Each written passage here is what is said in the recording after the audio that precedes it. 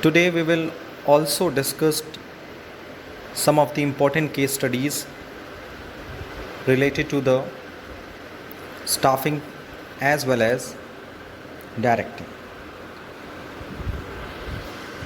So let's discuss it.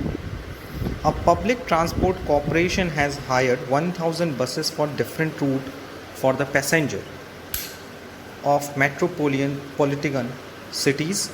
Most of the 3000 crewmen, drivers, conductor, helpers of these buses have been found to be wanting in satisfactorily dealing with public and daily commuter. There seemed to be a little interest in the job and the job seemed to have lost all meaning to them. इस case study की meaning ये है कि एक public transport corporation ने 1000 buses जो हैं different roots के लिए हायर की और उसमें अप्रॉक्सीमेटली 3000 क्रूमैन्स की आवश्यकता थी, जिसमें ड्राइवर्स थे, कंडक्टर हैं और हेल्पर्स हैं। और ये फाउंड किया गया कि वे अभी भी पब्लिक और डेली वर्क की जो डिमांड्स हैं उसको लेकर थोड़े से अनसेटिस्फाइड हैं और उनके अंदर अपने जॉब को लेकर ज़्यादा इंटरेस्ट बचा नहीं है। सो बेसिकली ये क्वेश्चन है और यू नो वेरी वेल कि हम लोग जब स्टाफिंग की बात करते हैं तो स्टाफिंग के साथ साथ एक एडुकेट पेमेंट की भी बात करते हैं। एडुकेट पेमेंट मीन्स जब उनको हम जॉब ऑफ़र करते हैं तो जॉब ऑफ़र के साथ साथ हम उनके सैलरी स्ट्रक्चर कंपनसेशन को भी डिसाइड करते हैं कि हम उनको कितना कंपनसेशन प्रोवाइड करेंगे। और एम्प्लॉयज़ के इंटरेस्ट को इंक्रीज़ करने के लिए हम वेरियस काइंड ऑफ इंसेंटिव भी प्रोवाइड करते हैं, एक्स्ट्रा बेनिफिट्स प्रोवाइड करते हैं। सो some kind of solution of this case study we are already discussed in the chapter staffing. The question number 1 related to this case problem is, as a manager of the public transport company, what measure do you suggest to improve the working of crewmen in question? यानी आपने पूरे question को study करने के बाद ये जाना कि क्रूमैन की जो सेटिस्फेक्शन लेवल है वो लो है, उनका अपने जॉब में इंटरेस्ट काफ़ी कम है। सो इस सिचुएशन में आप अगर मैनेजर होते पब्लिक ट्रांसपोर्ट कंपनी के तो आप उनकी वर्किंग कंडीशन को और इम्प्रूव करने के लिए क्या कदम उठाते? So the answer is the following measure can be taken to improve the working of crewman. The number 1, along with wages and salary, various other facilities should be provided to them like education for their children and insurance. यानी उनका अपने job में interest बढ़ाने के लिए, क्योंकि वो basically employees के मन में ये बात आनी चाहिए कि वो जो जॉब कर रहे हैं वो जॉब सिर्फ उनकी जॉब नहीं है, बल्कि सिर्फ उन्हीं को उससे बेनिफिट नहीं मिल रहा है, एज़ वेल एज़ उनके फैमिली मेम्बर्स को भी मिल रहा है। सो उनके लिए वेजेस एंड सैलरी प्रोवाइड किया जाए, as well as like for other facility भी प्रोवाइड करना चाहिए, जैसे उनके चिल्ड्रंस के एजुकेशंस और उनको इंश्योरेंस की फैसिलिटी प्रोवाइड की जानी चाहिए, जिसको हम लोग परक्यूजिट्स बोलते हैं। Number 2, working hours should be between 7 to 8 per day. जो वर्किंग आवर है उनका 7 से 8 घंटे पर डे का होना चाहिए और इंटरवल शुड बी प्रोवाइडेड, और हमें उनको प्रॉपरली इंटरवल्स भी प्रोवाइड करना चाहिए because of we discuss in the scientific techniques work study में हम लोग डिस्कस किया है फैटिग्यू स्टडी। अगर कोई वर्कर को अगर हम लॉन्ग टर्म वे में काम कराएंगे तो उस केस में अगर कंटिन्यू काम कराएंगे तो उनकी एफिशिएंसी डाउन होगी। उनको सफिशेंट वे में 7 to 8 hours per day work कराना चाहिए, एज़ वेल एज़ उनको प्रॉपरली इंटरवल्स भी प्रोवाइड करते रहना चाहिए। Second question related to this case study is it possible to modify their behaviour by planning a suitable type of training? Suggest 1। यानी आपको ये बताना है कि क्या हम उनके बिहेवियर को चेंज कर सकते हैं ट्रेनिंग प्रोवाइड करके। तो आपने स्टाफिंग में पढ़ा है कि रिक्रूटमेंट होता है, सिलेक्शन होता है, देयर आफ्टर हम उनकी ट्रेनिंग प्रोवाइड करते हैं। ट्रेनिंग की हेल्प से हम उनकी एफिशिएंसी को इंक्रीज़ करते हैं, उनकी प्रैक्टिकल नॉलेज को इंक्रीज़ करते हैं, एज़ वेल एज़ उनका इंटरेस्ट जॉब में इंक्रीज़ करते हैं। सो यहाँ ये क्वेश्चन पूछा है कि क्या हम ट्रेनिंग की हेल्प से हम उनके बिहेवियर को चेंज कर सकते हैं। तो यहाँ क्वेश्चन में You know very well, yes, it is possible to modify their behavior by planning coaching training program as in the program. Super guides and instructor training as a coach. He suggests the changes required in the behavior and performance of the employees.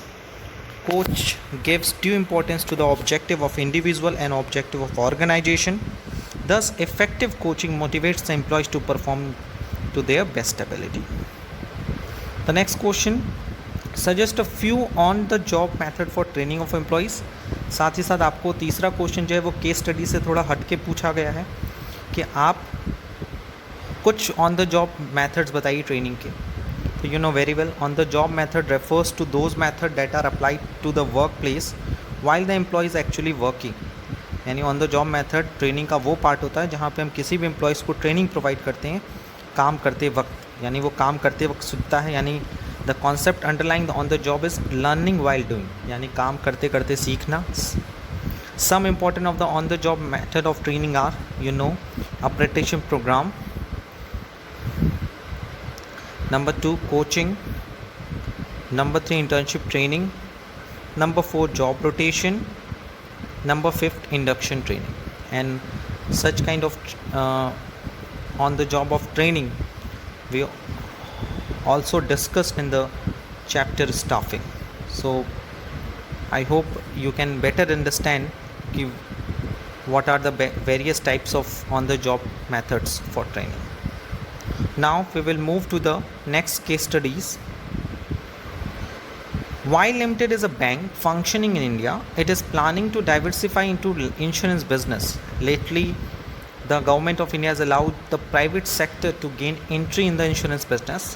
Previously, it was prerogative of LIC and GIC to do insurance business. But now with liberalization of the economy and to make the field competitive, other companies have been given license to start insurance business under the regulation of IRDA, that is Insurance Regulatory and Development Authority. While Limited plans to recruit high quality employees and agents and exercise effective direction to capture a substantial part of life and non-life insurance business. While Limited एक bank है जो India में work करता है और उसने ये decision लिया कि वो अपना जो इंश्योरेंस बिज़नेस है वो इंडिया में डाइवर्सिफाई करेगा. और गवर्नमेंट ऑफ इंडिया ने वैसे भी प्राइवेट सेक्टर को इंश्योरेंस बिज़नेस में एंट्री दे दी है. यू नो कि कई सारी की गवर्नमेंट कंपनी यानी पब्लिक कंपनी के साथ साथ प्राइवेट कंपनीज़ भी इंश्योरेंस बिज़नेस में वर्क करती हैं. इससे पहले previously it was prerogative of LIC and GIC to do insurance business. इससे पहले यू नो कि LIC जो है life insurance corporation and GIC जैसे general insurance company insurance business करती है. But now the liberalisation of the economy में liberalisation आ गया 1991 से. सो इसमें कई सारे कॉम्पिटिटिव लेवल बढ़ा है जहाँ पे हम प्राइवेट कंपनीज़ को भी इंश्योरेंस बिजनेस करने का लाइसेंस प्रोवाइड करते हैं. और ये सारा रेगुलेशन जो है, जो सारा मॉनिटरिंग जो है, वो इसके लिए एक अलग से बॉडी बनाई गई गवर्नमेंट की तरफ से which is known as insurance regulatory and development authority. तो इतना पूरा स्टेटमेंट दिया है. अब आपसे क्वेश्चन के हिंट में कुछ लिखा है, while limited plans to recruit high quality employ, यानी वाइल लिमिटेड चाहता है कि वो हाई क्वालिटी ऑफ एम्प्लॉयज़ को रिक्रूट करे और एक इफ़ेक्टिव डायरेक्शन प्रोवाइड करे ताकि life and non life insurance business में वो अपने ऑब्जेक्टिव को अचीव कर सके. सो इस केस स्टडी से रिलेटेड कुछ क्वेश्चंस हैं. पहले हम उस क्वेश्चन पे डिस्कस करते हैं. Identify how the company can supervise it's employees and agents effectively. यहाँ पहला क्वेश्चन ये पूछा है कि आपको ये बताना है कि कैसे कंपनी अपने एम्प्लॉयज़ और एजेंट्स को सुपरवाइज कर सकती है. What benefits will the company derive from effective supervision. तो यू नो वेरी वेल कि कंपनी अपने एम्प्लॉयज़ को और एजेंट्स को कैसे सुपरवाइज़ कर सकती है. तो उसके लिए सुपरवाइज़र अपॉइंट कर दें. और आपने पढ़ा भी है सुपरविज़न के कई सारे बेनिफिट्स हैं, कई सारे एडवांटेजेस हैं. सो इसका आंसर है the company can supervise its employees and agents by taking the following steps. First, training programme should be organised. Make them understand the various policy so that they can convince their clients. Establishing targets for them and also monitoring incentive. Regularized system for submission of periodic reports of their performance. And number 5, constant customer feedback should be taken and acted upon. Okay, and number second, इस question में पूछा था what are the benefits of the effective supervision. तो you know very well the following benefits of the effective supervision will be: the first one, trained personnel will give better performance, they can improve upon their skill. Knowledge of the product of the insurance company will ensure better satisfaction for the client. Number 3, they will compete to give better performance and earn higher incentive. And number 4, it will help in identifying the areas where workers and agents need specialized training programs. क्योंकि जब हम supervise करते हैं तो हमें पता चलता है कि कौन सा बंदा, कौन सा एम्प्लॉइज़ किस काम को करने के लिए प्रॉपरली ट्रेंड है और किस काम को करने के लिए वो ट्रेंड नहीं है, यानी उसको प्रॉपर उसकी नॉलेज नहीं है. सो बेसिकली सुपरविज़न का बहुत ही बेसिक फ़ायदा ये मिलता है कि हम वर्कर्स की स्ट्रॉन्ग पॉइंट और वीक पॉइंट दोनों पता कर सकते हैं. And as well as it will help to identify the actual problem areas and keep agents under check.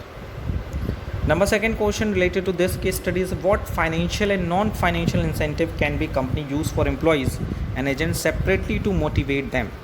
What benefits company will get from them.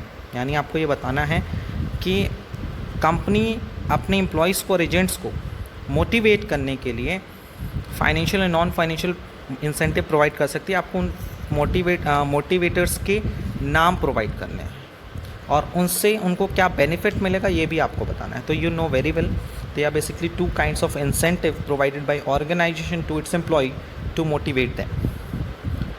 The first one is financial incentive. The first one is pay and allowances.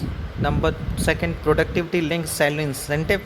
Number C, bonus. Number D, co partnership and stock option. E, profit sharing. F, retirement benefits. G, perquisites. And in the non-financial incentive, that is job security, status, employees empowerment, employees recognition programs, employees participation, careers advancement opportunities and job enrichment. As well as ये तो बात रही हमारे employees को हम क्या क्या incentive दे सकते हैं, एज वेल एज हम अपने एजेंट्स को क्या दे सकते हैं. एजेंट्स का देखिए बेसिकली मतलब ये होता है ना, जो हमारे एम्प्लॉयज़ नहीं होते हैं वो मीडिएटर होते हैं, यानी कस्टमर और बिजनेसमैन के बीच में जो बंदा मीडिएटर की भूमिका निभाता है उसको हम एजेंट कहते हैं. और एम्प्लॉय जो होता है जो मेरे बिहाफ पे मेरी कंपनी में काम करता है, यानी एक तरह से वो बिज़नेस का एक पार्ट होता है. एजेंट जो होता है एक एक्सटर्नल फैक्टर होता है माइक्रो लेवल का जो बिज़नेस के साथ जुड़ा होता है. सो एजेंट के लिए भी हम कई तरह के financial and non financial incentive को यूज़ कर सकते हैं, such as commission on every policy sold, यानी जितना पॉलिसी सोल्ड करेगा मेरा एजेंट हम उसको कमीशन देंगे. बोनस प्रोवाइड करेंगे, स्टाइपेंड प्रोवाइड करेंगे, that is known as minimum pocket allowances. Performance link financial incentive, holiday trips for out performing agents, promotion schemes, cheap home loans for self and family. As well in the non financial में cordial relationship, career advancement opportunities, job enrichment, recognition programs like certificates of merits, status, social training programs. Such motivational incentive build a strong relationship between companies and its employees, agents, and they will contribute more in achieving targets. It will result in more loyal employees and agents and there will be enhanced motivation, customer satisfaction will increase and will result in increased goodwill of the business.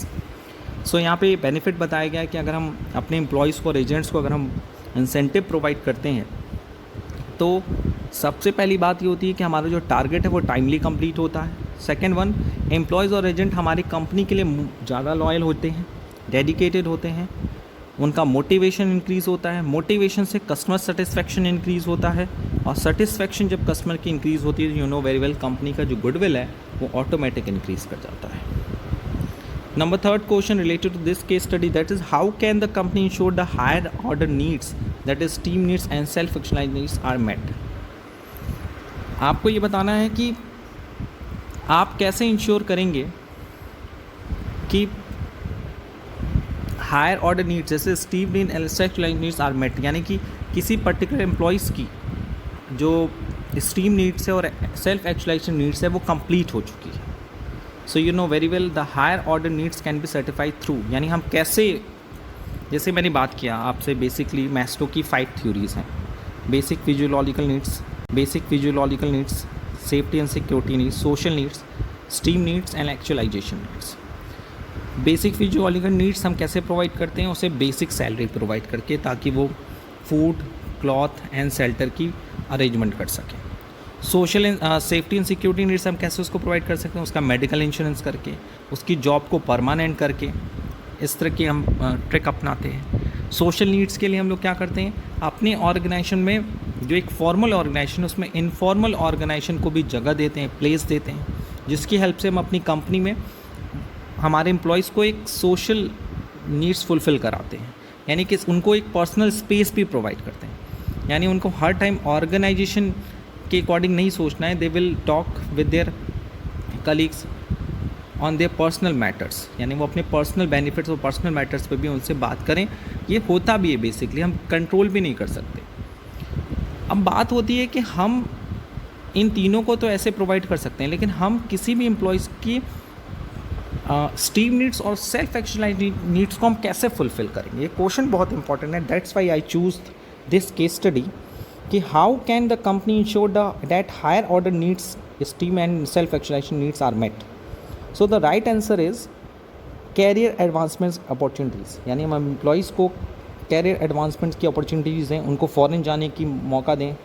अगर हमारी company की जो branches हैं foreign में हैं और हम जानते हैं कि ये बंदा अब मोटिवेट नहीं हो सकता क्योंकि इसकी सोशल नीड्स तक फुलफ़िल हो चुका है, नाउ अब हम इसकी esteem needs and self actualisation needs पे वर्क करना पड़ेगा, उसको ऐसा मोटिवेटर देना पड़ेगा. तो हम उसके लिए कैरियर एडवांसमेंट अपॉर्चुनिटी प्रोवाइड करते हैं. असाइनमेंट ऑफ चैलेंजिंग जॉब, हम उसको एक चैलेंजिंग जॉब प्रोवाइड कर सकते हैं जो चैलेंजिंग रहे, ताकि उसके लिए क्वेश्चन मार्क रहेगा अपनी एबिलिटी को प्रूव करने के लिए. एम्प्लॉयज़ एम्पावरमेंट, उसे एम्प्लॉयज़ एम्पावरमेंट करने के लिए भी मौका दिया जाए.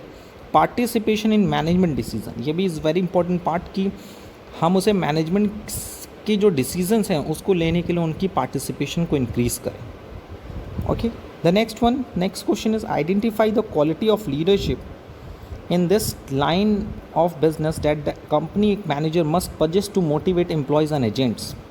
ये क्वेश्चन इसमें ये पूछ रहा है कि एक कंपनी में जो लीडर होता है उस लीडर के अंदर क्या क्या क्वालिटीज़ होनी चाहिए, कौन कौन सी क्वालिटी उसके पास होनी चाहिए ताकि वो अपने एम्प्लॉयज़ और एजेंट्स को मोटिवेट कर सके. तो you know very well there are various kind of qualities should be possessed by leader to motivate their followers and subordinates. So the quality of leader which the manager of the insurance company must possess, that is knowledge very important. Initiative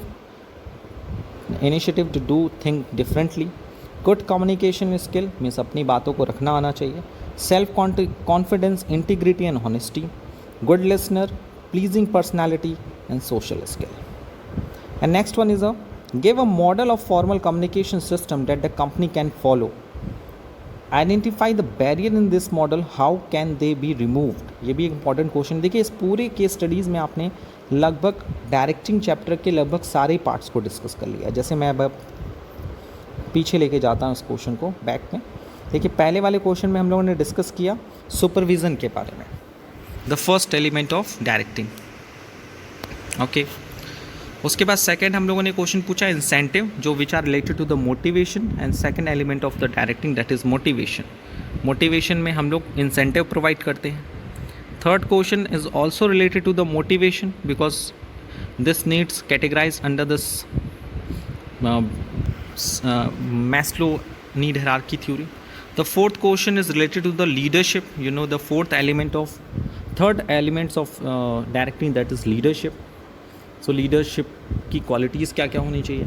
As well as this question also covered the fourth element of directing, that is communication. और इस question में पूछा गया है कि आपको ये बताना है कि जो नई कंपनी इस्टेब्लिश हो रही है जिसका नाम क्या है, इंश्योरेंस कंपनी, अब वो कंपनी अपना फॉर्मल कम्युनिकेशन सिस्टम का एक आपको मॉडल प्रोवाइड करना है. Give a model of formal communication system that the company can follow and as well as identify the barriers in this model, how can they be removed. और आपको ये भी बताना है कि कैसे उन बैरियर्स को दूर किया जा सकता है. यानी बैरियर्स भी बताना है एज वेल एज उसको कैसे रिमूव कर सकते हैं.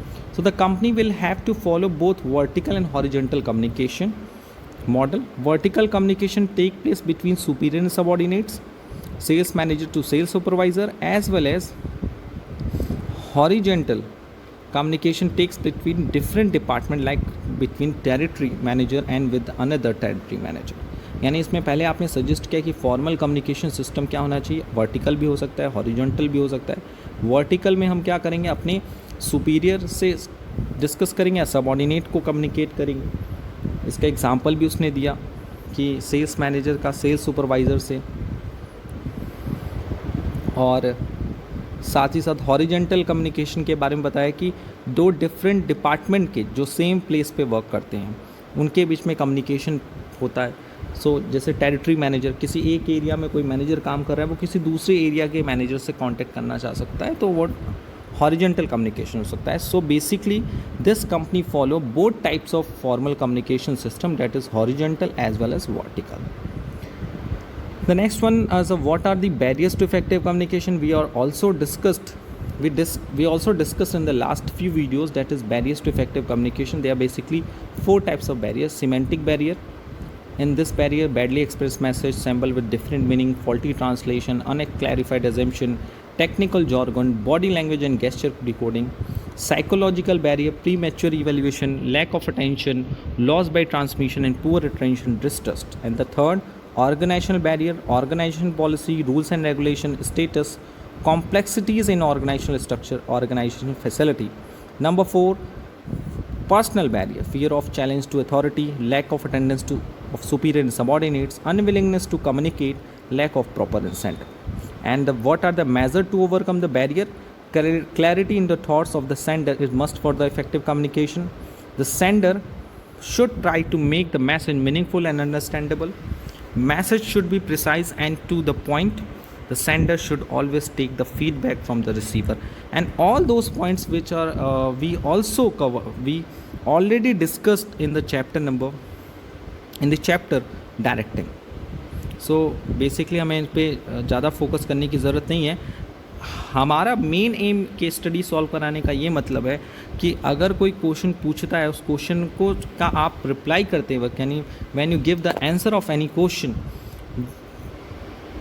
which types of points should be provided by you, because it is very important the presentation of answer का presentation is a very important part.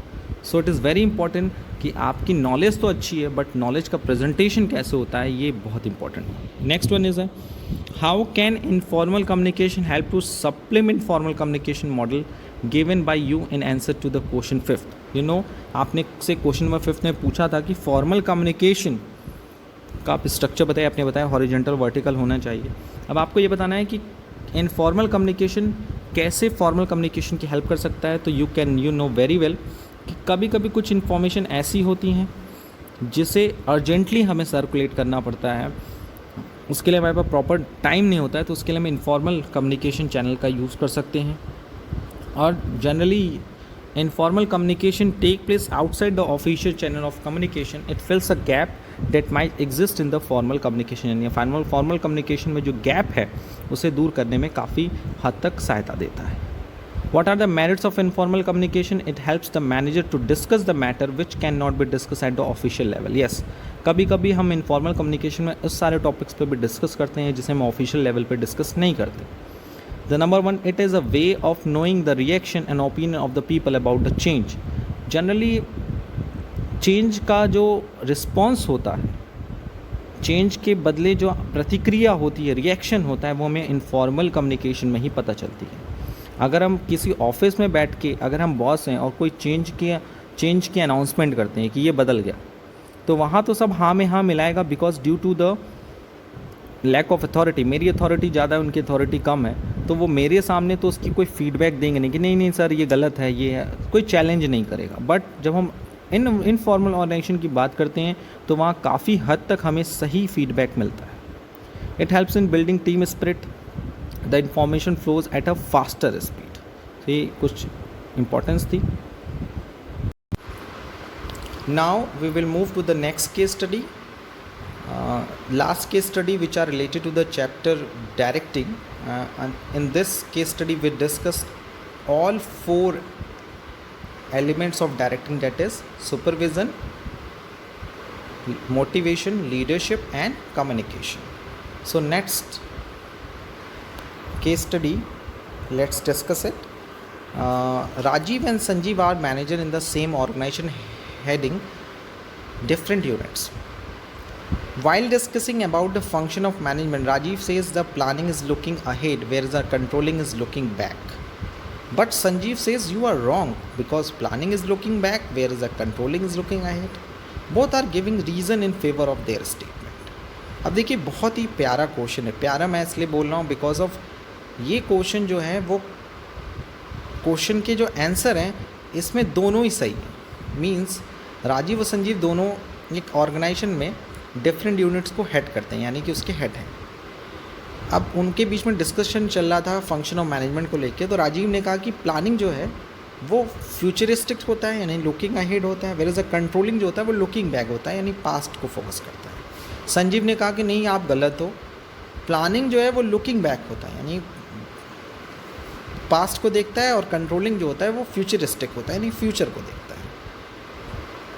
और दोनों अपने अपने स्टेटमेंट को प्रूव करने के लिए डिफरेंट रीज़न भी प्रोवाइड कर रहे हैं. Explain the possible reason given by both and justify whose correct. अगर हम बात करें, देखिए आंसर में कितना सही आंसर दिया है.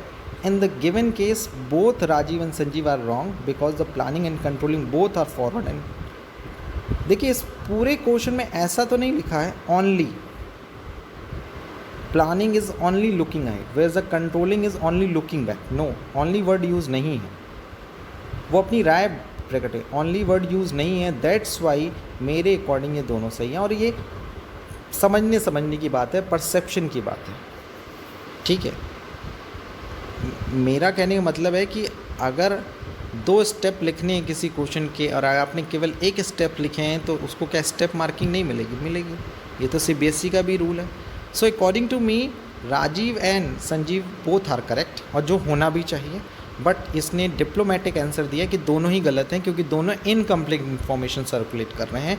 क्योंकि प्लानिंग एंड कंट्रोलिंग सिर्फ बैकवर्ड और फॉरवर्ड नहीं है, दोनों हैं. They both are forward looking as well as backward looking function. Both are forward looking as well as the backward looking function, you know very well, and this topic is already discussed in the previous chapter, that is the controlling, the last chapter of the part A, that is controlling.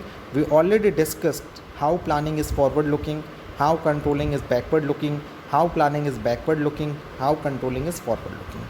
So I hope कि ये question में आप easily information provide करोगे. How planning is forward looking? Because planning में जो भी हम objective decide करते हैं वो फ्यूचर के लिए डिसाइड करते हैं. जो भी हम स्टेप्स डिसाइड करते हैं वो फ्यूचर के लिए डिसाइड करते हैं. और कंट्रोलिंग बैकवर्ड क्यों है? क्योंकि controlling involves a postmortem of the past activity. यानी कंट्रोलिंग में हम जो पास्ट एक्टिविटीज़ हैं उनको हम एनालाइज करते हैं. रही बात next, planning is a backward looking function. Why? Because planning जो हम करते हैं फॉर द फ्यूचर उसमें हम पास्ट एक्सपीरियंस को अपने माइंड में रखते हैं. अगर हम आज कोई फ्यूचर के लिए प्लान करेंगे, आने वाले अगले महीने के लिए कुछ प्लान करेंगे, तो this plan is totally affected by last 1 month. जो बीता हुआ 1 महीना है वो आने वाले 1 महीने के प्लान को काफ़ी हद तक अफेक्ट करेगा. As well as controlling is a forward looking function. How? Because controlling process हम क्यों करते हैं? बिकॉज ऑफ कि जो भी डेविएशंस हैं यानी जितना हम ऑब्जेक्टिव से पीछे चल रहे हैं, जितना भी हम अपने प्री डिटरमाइंड गोल से पीछे चल रहे हैं, हम उस गोल को टाइमली अचीव कर सकें. यानी उस गोल को अचीव करने के लिए करेक्टिव एक्शंस लिए जा सकें. और this line is already given in the definition of the controlling कि controlling is a process in which we measure the actual performance against the standard, measure deviation and taking corrective action in future.